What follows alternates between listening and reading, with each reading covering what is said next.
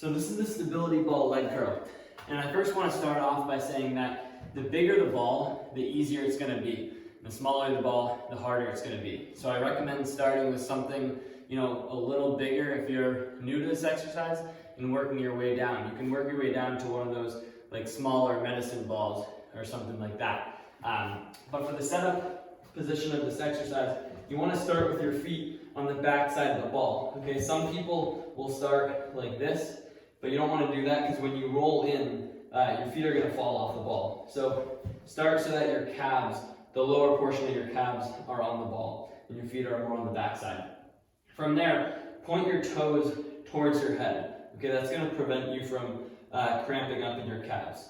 And then in terms of your arms, they should just be down by the side here, but nice and loose. You don't want to press in really hard because you want the work to come from your legs.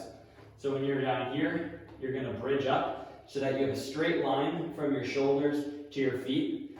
Okay, so you're not like this, where there's not a straight line, nor are you really extended at your back, but instead just lift your hips up and squeeze your glutes.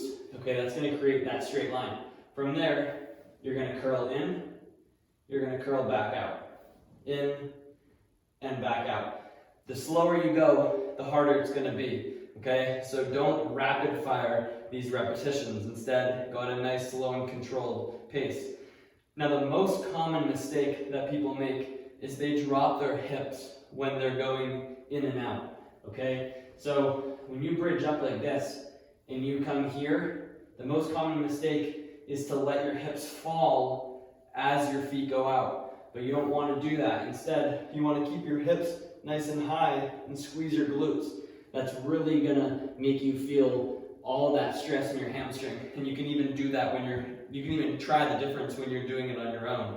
Okay, if you bridge in and you keep your hips nice and high, you're going to feel it all in your hamstring. If you let your hips drop, then you're not going to feel it as much in your hamstring.